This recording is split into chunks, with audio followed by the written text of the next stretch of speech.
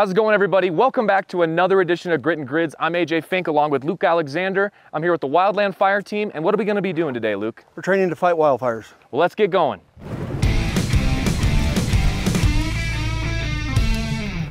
When wildfires ignite, the Catamount Wildland Fire Team is one of many entities that respond, an all-volunteer force of Colorado Springs Utilities employees who drop everything to fight the blazes that threaten Colorado Springs. For their biggest training exercise of the year, for some reason, they have allowed me to tag along and experience firsthand what it takes to be part of the team. So we're going to be sending different crews to evaluate each scene and give a size-up report. If they can handle it, they'll handle it with hand tools and chainsaws, digging hand line around the fire to contain it. Am I going to be able to operate the chainsaw? What can I expect to be doing today? You're going to be the grunt today. Well, Luke, show me a little bit about the equipment that we're going to be using today. All right, for this, I'm going to turn it over to Chief Steve Reyes. How's it going, Steve? AJ. How you doing? Good to meet you, AJ. Good to meet you. Tell me a little bit about what we're going to be using today. Absolutely. So today we are looking at a series of lightning strikes kind of off in the woods and probably pretty far from where we're going to be able to get our trucks to. So we're really going to focus primarily on hand tools. Starting with the Pulaski. This is used for, you can cut trees and branches with it. You can dig in the ground with it. And we have a series of tools that we use when we're doing that. We can also look at different types of rakes and hoes, and even our own specially modified shovel, and this was done over in our weld shop. The chainsaw is for dealing with dead and down trees that have been impacted by fire, any vegetation that's too big for us to move, but we do have to address. So chainsaw is, it's heavy, but it's our one of our best tools. I have a feeling I'm going to be schlepping that around. You're going to like it. Earlier that day, Chief Reyes marked multiple locations where Colorado Springs Utilities Catamount Wildland Fire Team, CSFD, SoCo Wildland Fire Team, the U.S. Forest Service, and El Paso County Sheriff's Office Wildland Fire Team would do battle with mock wildfires. For each team, these training exercises are the perfect opportunity to better learn how to cooperate when wildfires really do threaten our region. And these blazes ignite more often than you might realize. I think it was in 2017. I went on 22 fires, and that was in a matter of probably 3 or 4 months. This year, I've been to 2 fires so far. When these fires erupt, the mission is simple: to find, report back, and deal with each inferno. Come grab a saw. Okay. Okay, so here's your saw. Okay. You won't start or nothing. You can rest this on your shoulder. Okay. You can carry it in like this, or you can carry it in like this. Whatever looks coolest. Whatever you want. Whatever you want to do. All right, now I'm ready to fight fires. Well, this is yeah, I can see it after a trek. This won't be fun after after a minute. What we're gonna do? We're gonna hike you down there. We're probably gonna drop your saw. Okay. You're gonna tag in with Jeremy right there and help him move some of these big logs out of the way. Great, let's do it. Okay.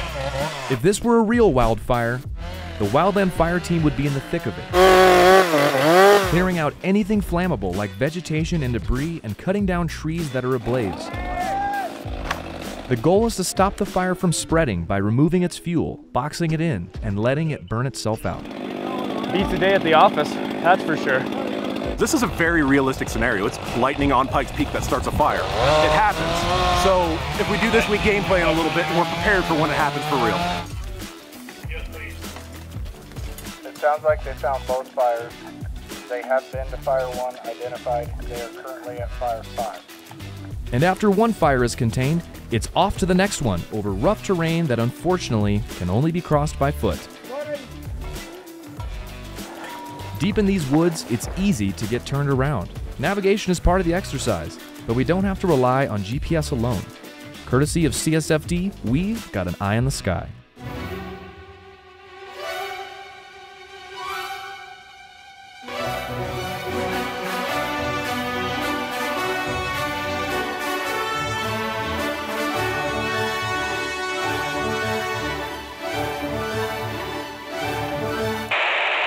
Oh, AJ, I wonder if he's still toting the saw. He'll be tired and sore.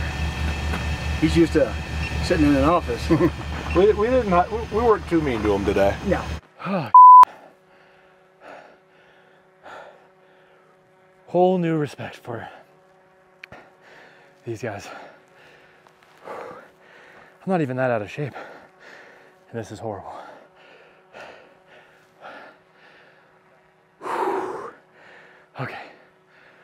Here we go. Several hours in, after traveling to and dealing with multiple fires, these firefighters are no worse for wear. Me, on the other hand. AJ, come on. What's getting me through this is knowing that apparently there's smoked pork, some sort of pork shoulder, and anytime there's pork products on the menu, I'm a happy camper. So that's my North Star today. Pork, pork, pork. If I make it. And after a full day of being in the way, I got some much needed rest and caught up with Luke some more. If the fire does get up to a watershed, lots of ash and debris fall into our reservoirs, you know, that's obviously a bad thing, and that can take a while to get that water cleaned up. Is that right? Yes, that's a huge concern for our organization, the length of time that it takes to filter that water, because it's not just obviously going to be an overnight process. That stuff may be running down the pipelines or the creeks for a year or 2 years. What made you and other people want to do this? It's good for the community. It's a good feeling knowing that you've saved somebody's property, their animals, their homes. It's easy to take what these volunteers do for granted. They respond to the call without hesitation, driven by a sense of duty and a commitment to serve. These men and women are the unsung heroes who face danger head-on, sacrificing their time and safety to ensure ours. So I want to say thanks to our wildland fire teams for giving us a small taste of what they do to keep our communities and our forests safe. And this is another episode of Grit and Grits.